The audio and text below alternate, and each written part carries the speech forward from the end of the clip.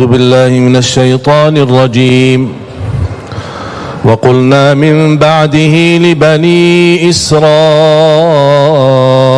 اسكنوا الأرض فإذا جاء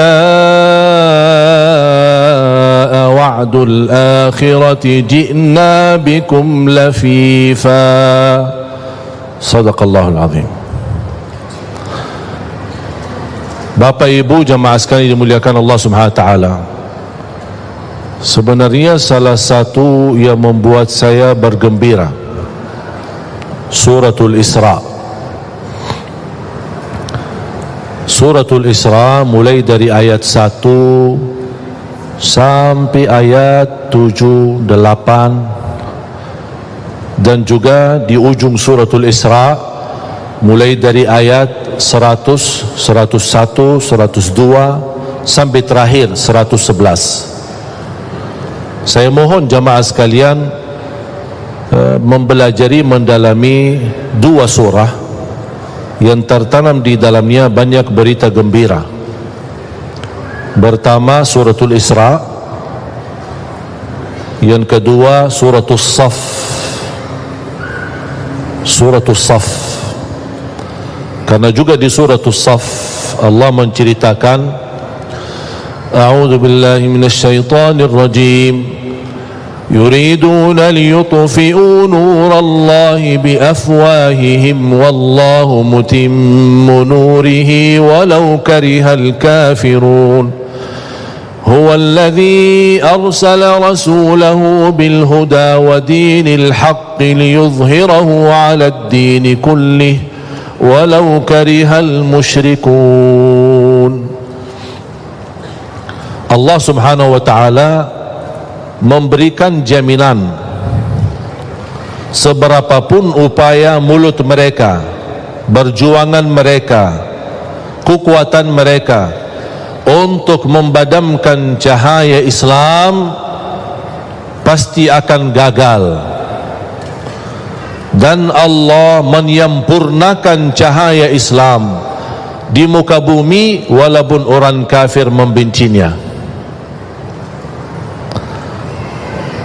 Jadi cerita di dalam Suratul Saf dan Suratul Isra, proses terwujud janji Allah memang keadaan yang terjadi di Palestina harus seperti itu. Karena Rasulullah sallallahu alaihi wasallam bersabda di hadis yang diriwayatkan Imam Ahmad dalam musnadnya, la taqumus sa'ah hatta taqtatila al-yahud wal muslimun. Tidak akan terjadi hari kiamat sampai terjadi perang besar antara umat Islam dan Yahudi. Di mana tempat perang? Di situ, di Palestina. Bahkan sebagian ulama berkata Ardul Mahsyar Palestina, tempat nanti dibangkit oleh Allah seluruh manusia, berkumpul di satu tempat untuk dihisab hari kiamat. Itulah tanah suci Palestina, disebut Ardul Mahsyar. Makanya Palestina memiliki keistimewaan yang sangat besar.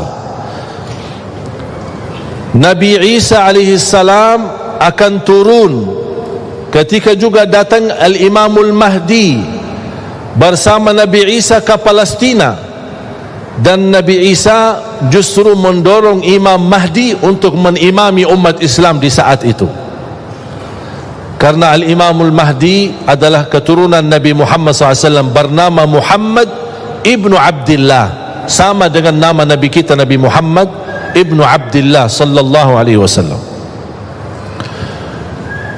Berarti kalau akan terjadi perang besar, sampai kata Rasulullah SAW, hatta yakhtabi al-Yahudi, sampai orang Yahudi menyembunyikan dirinya, lari dari lapangan tamburan, takut menghadapi umat Islam, takut. Dia sembunyi di belakang pohon-pohon dan batu. Allah perintahkan pohon dan batu untuk berbicara. Pohon dan batu nanti di negeri Palestina akan berkata, hei orang Islam, hei orang Muslim, kesini, kemari, ada di belakangku orang Yahudi lagi sembunyi. Kata Rasulullah SAW, kecuali satu pohon bernama Al-Gharqad. Mengapa tidak bisa bicara pohon itu? Kata Rasulullah SAW, فَإِنَّهُ مِنْ شَجَرِ يَهُودِ, karena pohon itu adalah dari Yahud, yang ditanam oleh Yahudi. 3 minggu yang lalu saya berada di Palestina, dan saya sengaja keliling mencari pohon Al-Gharqad itu. Ada enggak? Ternyata ada, dan diberi perhatian oleh pemerintah Israel di sana, dan ditanam banyak. Oh, ternyata mereka tahu kebenaran Islam. Kalau tidak percaya, buat apa dia tanam pohon itu? Buat dipakai untuk membela dirinya. Dan tidak akan mungkin terjadi perang besar umat Islam menghadapi Yahudi kecuali kalau mereka semua terkumpul. Nanti di saat itu, kumpul dari negara mana? Datang berhijrah ke tanah suci Palestina. Memang ujiannya, penerbangannya apa? Diambil rumah kita, penerbangannya dikuasai masjid kita, penerbangannya dibunuh anak kita. Itu semua penerbangan. Buat apa? Supaya mereka terkumpul di situ. Semua Yahudi dari seluruh dunia kumpul di sana. Kalau sudah terkumpul, tidak ada yang tersisa di luar, terjadilah perang besar. Karena umat Islam nanti akan mampu menghabiskan semua Yahudi. Tidak ada satu Yahudi pun yang akan hidup di muka bumi. Berarti ujian jamaah sekalian yang kita ada di Palestina memang proses ujian yang ujung-ujungnya akan kembali kekuasaannya umat Islam. Allah punya hikmah. Allah tidak mungkin suka kezaliman. Allah tidak mungkin membiarkan pembunuhan dan tumpahan darah di mana-mana, apalagi tanah suci Palestina. Tapi Allah Subhanahu wa taala memiliki hikmah yang barangkali kita belum tahu. Tapi nanti di akhir zaman, dan itu tanda-tandanya sudah semakin dekat.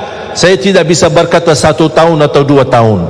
Tapi salah satu kemuliaan yang saya bisa merasakan kegembiraan dan kebahagiaan, khususnya masyarakat Indonesia sudah menilai positif dan menilai tanda yang sangat baik bagi rakyat Palestina. Rakyat Indonesia sudah bisa membanggakan dan mewakili umat Islam di seluruh dunia, membuat rakyat Palestina senang dan rakyat Palestina mau berjuang. Selama ini batah semangat karena tetangga lingkungan mereka, negeri Arab, tidak memberikan dukungan, apalagi pemerintah mereka. Tapi ternyata rakyat Indonesia mewakili umat Islam sedunia untuk memberikan perhatian dan perjuangan, membuat rakyat Palestina berterima kasih banyak kepada rakyat Indonesia. Dan ini menurut saya kemenangan yang sangat luar biasa yang kita dapatkan, yang tidak dirasakan oleh orang lain. Makanya kita harus bergembira, berbangga, dan terus berjuang. Walaupun kita tidak berkesempatan bisa ke sana, tapi kita berjuang untuk mendoakan mereka, membantu mereka, upaya, daya, dana, segala kemampuan. Buat apa? Karena kita akan menjadi di hadapan Allah, berjuangan kita menjadi saksi baik untuk tanah suci Palestina. Tidak akan terlupa.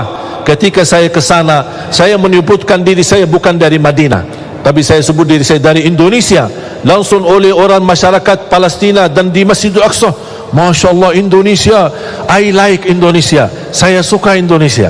Kapan saya bisa ke Indonesia? Bahkan saya menemukan banyak anak-anak dan anak-anak yatim malah bisa berbahasa Indonesia. Saya tanya, dari mana? Ini banyak orang Indonesia suka kemari. Saya bertanya sama dubes Indonesia yang berada di Jordan, Amman. Beliau berkata setiap tahun berkunjungan dari Indonesia ke Palestina 70.000. Saya bilang insya Allah ke depan jangankan 70.000, insya Allah 7 juta dari Indonesia akan berkunjung ke sana. Semakin kita sering ke sana, ke tanah suci, itu yang akan membuat hati mereka bergetar dan ketakutan. Kita hanya bisa membela dan membantu mereka dengan kita silaturahim, kita doakan dan kita membantu. Semoga insya Allah ini amalan kita semua menjadi saksi baik di hadapan Allah Subhanahu wa ta'ala.